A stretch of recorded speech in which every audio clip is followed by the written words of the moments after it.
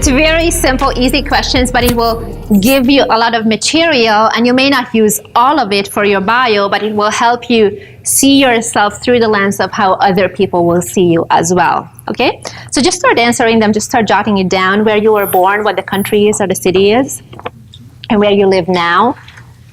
And we may or may not include it. Sometimes for local media pitches, it's really helpful. For example, for TV, they love to highlight local experts. So in that case, you would use that piece of information if you're pitching yourself for a story in your own city. What is the name of your business or your company? Your website. Now, your freebie giveaway. This is something that if you're going to, for example, go to do a podcast interview, as you're scheduling in, after they said yes to you, they will ask you exactly what the link is and what that offer is, so they can prepare and ask you about it during the interview as well. And that they can put it on the show notes page on their website. Esther, is there any specific type of freebie giveaway you think works best for like podcasts, for example? For what is your business? Like agency, marketing agency, that kind of thing. Marketing agency. Okay, so maybe something like the top 5 mistakes that people make when they're getting started with Facebook ads. Something that is super, super simple and easy to consume. Something that you would speak about in your interview, and the next logical step is to get that piece of information. It could be a PDF like this that they can just download, or a video. You don't want to make it feel like it's overwhelming or it's very difficult to consume. Like a webinar, for example, is too big of a commitment for someone who just listened to you in a 20-minute show. Okay? And it kind of sounds like there was a sales pitch at the end. So you want to make it something that is easy to consume and very handy. Sure. So they would desirable. Okay? Everybody has it so far? Up to question number 5? Yeah? Okay. Number 6 is, what kind of specific and tangible results do you deliver for your clients? Be really, really clear on that, or for your customers. Any examples of client success stories? Like, for example, if you increase their sales by $2 million, you would want to jot that down. Or if you generated 3,000 leads for them, this is something that you can mention in your bio.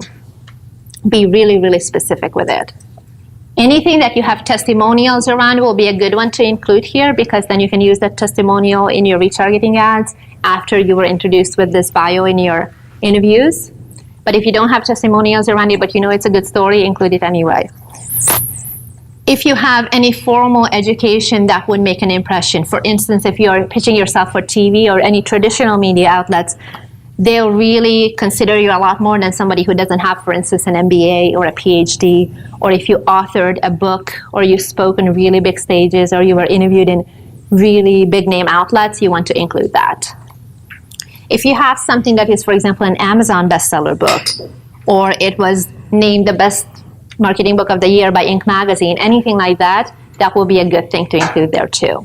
Credibility builders, like share the stage with, and you would put the name of the person who was at the same event as you when you spoke. Or phrases like regularly appears on, and it might be TV or podcast or whatever the media outlet is that you already have some traction around. Okay, so some of these things might be for right now because you already have them, and some might be for the future, but just remember to include them as you continue to update your bio. Anything that are quote-unquote vocations that would apply to what you do, but maybe they're not your core business. Like, for example, you're an author or a speaker or an investor, or some kind of specific expert, like an expert in Facebook ads or an expert in sales, okay? A founder, a co-founder of company, anything that would label you in a way that the media can wrap their mind around who you are and what you do. The size of the social media following that you have on the platforms that you're active on. This may or may not be relevant, but sometimes you can use it in your pitching. If you have, for example, 10, 15,000 people subscribing to a YouTube channel or following you on Instagram, you would use that as an additional credibility builder. Okay? Never feel like these numbers are arbitrary, that what is right and what is wrong. It's not a requirement to have a huge social media following to be able to get the big name media outlets as interview opportunities. Like if you wanted to be on TV and you don't have it yet, you still can pitch yourself. But if you do have it, it will help to get those opportunities faster. Okay? If you have any other kind of social proof, like for example, you have 100,000 people on your email list, or 500 members in a continuity program, in a membership site, and you can say that these are the people who are already invested and part of this community actively. Or Carissa, you have a Facebook group with 8,000 people. That's huge. Not a lot of people have that kind of credibility. Okay? Now, where are you in terms of sales in your business annually or monthly?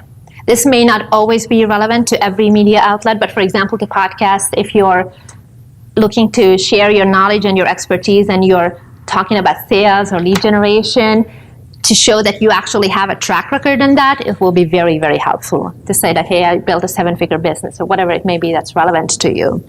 It's really important for coaches, isn't it? Coaches as well, yeah. A lot of them are like, I'll teach you how to do 6 figures, and they're not doing 6 figures. Yeah, let's not even go there. I just did a rant on Facebook yesterday, a live stream, because I noticed there was somebody in a group that I'm in, and she was asking for help on their logo.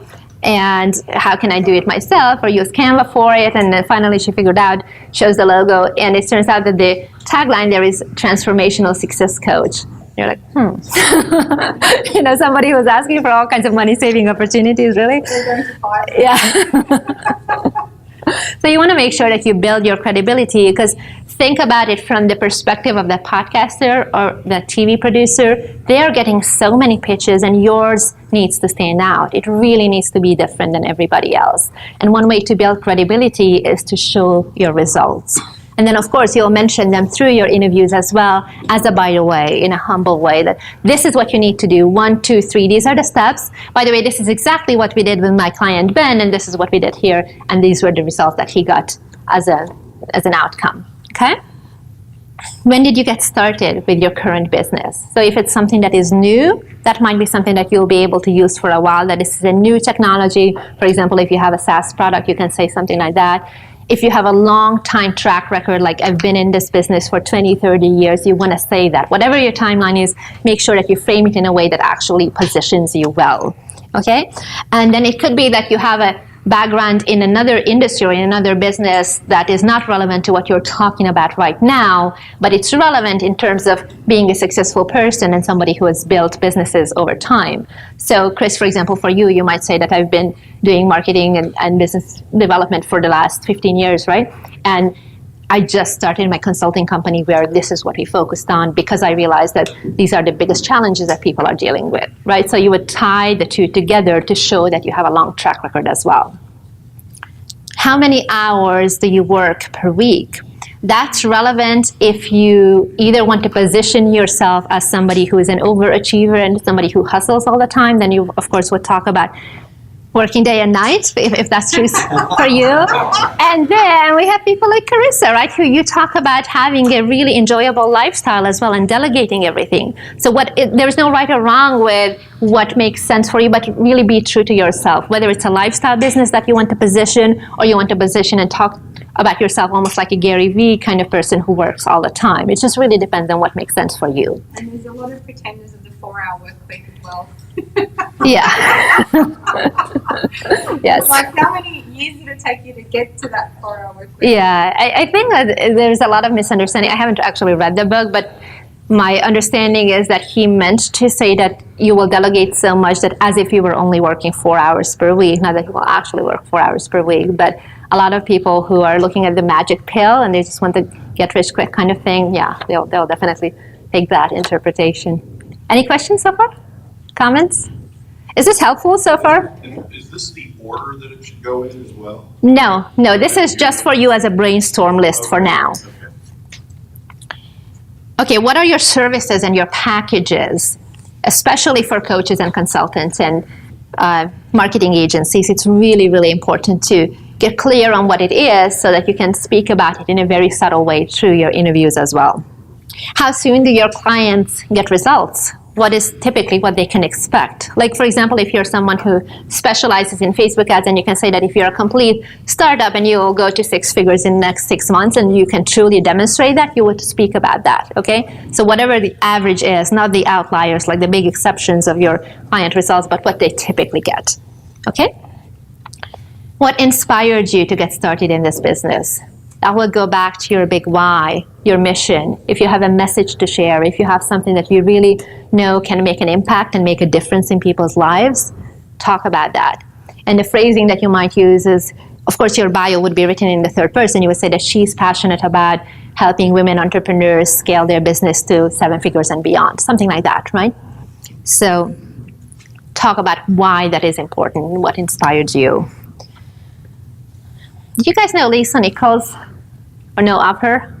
You know how she has that whole story of how she was putting the diapers on her baby, but she didn't have diapers, so it was like a dirty towel or something, old towel, and then that was the moment of decision for her, that now she is making a difference and she will be serious about making money, and became one of the biggest names in the motivational speaking industry.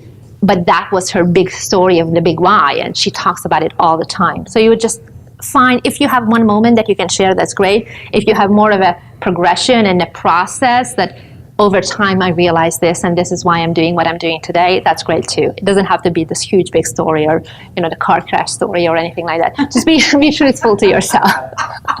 Okay. There's a few of those. Yep.